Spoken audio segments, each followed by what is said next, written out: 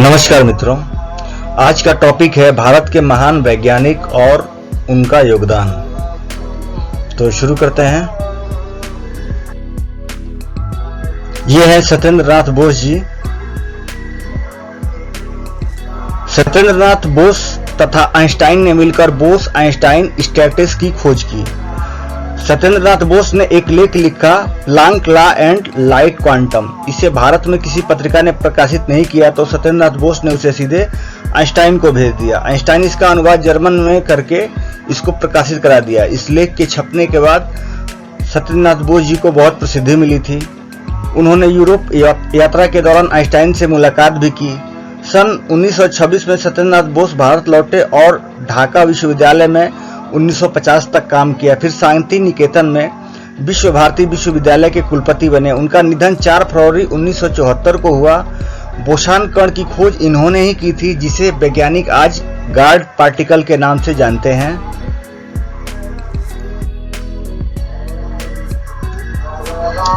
Professor Jagdish Chandra Bose ने विद्युत चुंबकीय तरंगों इलेक्ट्रिक मैग्नेटिक वेव की खोज की थी और 1895 में सर जेसी बोस इन्हीं विद्युत चुंबकीय तरंगों का उपयोग करके अपने घर का डोरबेल बजाते थे, जिसका अंतर 75 फीट था और बीच में दीवार भी थी।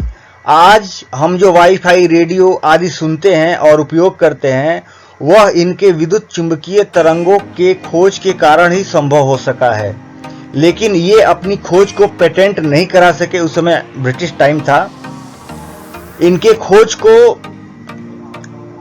खोज के आधार पर 2 साल बाद मार्कोनी ने रेडियो का आविष्कार किया और पेटेंट करा लिया अपने नाम से। तो ये आविष्कार इनके नाम से गया।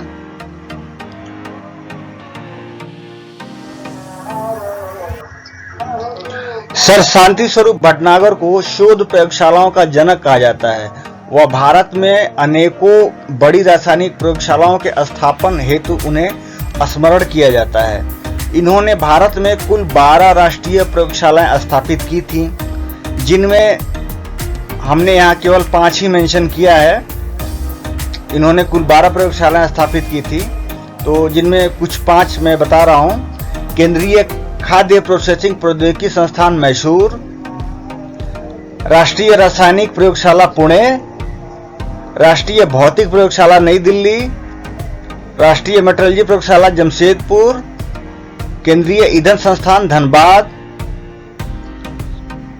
इन्होंने चुंबकीय रासायनिक क्षेत्र में काफी खोज की थी। ये है ज्ञानचंद्र घोष जी, महान वैज्ञानिक। ज्ञानचंद्र घोष द्वारा स्थापित तनुता का सिद्धांत घोष का तनुता सिद्धांत के नाम से प्रसिद्ध है। ज्ञानचंद्र घोष के अनुसंधान विविध विषयों, विशेषतः वैद्युत रसायन, गति विज्ञान, उच्च ताप गैस अभिक्रिया, उत्प्रेरण, आत्म ऑक्सीकरण, प्रतिदीप्ति इत्यादि पर हुए हैं।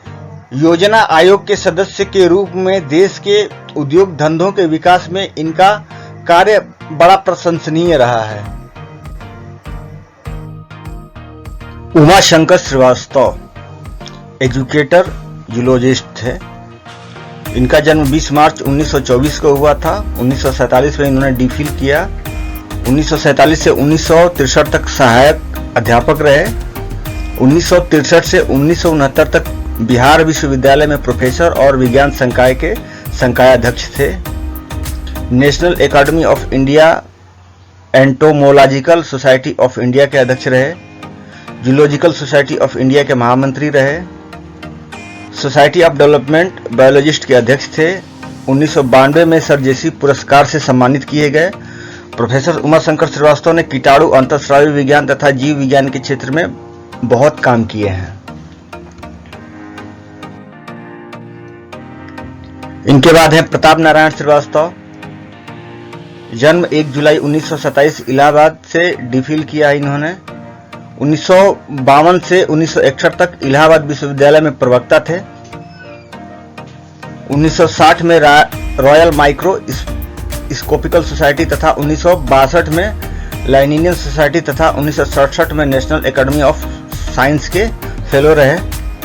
Indian science Congress association, Indian society of development biology, electron microscope society of India, society for nuclear medicine and biology तथा एनवायरमेंटल मुटेगेन सोसाइटी ऑफ इंडिया के आजीवन सदस्य रहे। कैंसर चिकित्सा में उनके नवीनतम शोध पर चिकित्सा विज्ञान के लिए काफी उपयोगी सिद्ध हुआ।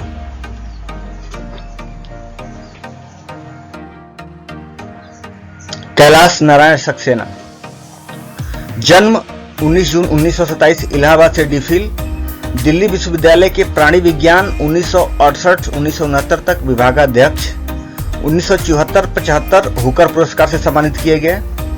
कीटाणु तथा पौधे के संदर्भ में कीटाणु शरीर विज्ञान तथा कीटाणु व्यवहार क्षेत्र में प्रोफेसर सक्सेना ने शोध करके इस क्षेत्र में उल्लेखनीय योगदान दिया है। मृत्युंजय प्रसाद सिन्हा, जन्म 5 जुलाई 1928, 1956 में पुणे से पीएचडी किया इन्होंने। 1958 में बेंगलोर के इंडियन इंस्टीट्यूट ऑफ साइंस के फेलो रहे। 1974 में भौतिकी विज्ञान के क्षेत्र में शांति स्वरूप भटनागर पुरस्कार से सम्मानित किए गए। 1975 में MERU स्विट्जरलैंड से भौतिकी पुरस्कार प्राप्त किया इन्होंने। ठोस पदार्थ से ठोसी पदार्थ की अन्योन्य क्रिया के प्रमात्रा सिद्धांत के प्रोफेसर सिन्हा के शोध कार्य को महत्वपूर्ण उपलब्धियां प्राप्त हुई। बहुत नाम कमाया इन्होंने इस शोध से। वीडियो देखने के लिए आप सबका धन्यवाद। चैनल को ज्यादा से ज्यादा सब्सक्राइब करें और अपने मित्रों में शेयर करें। नमस्कार।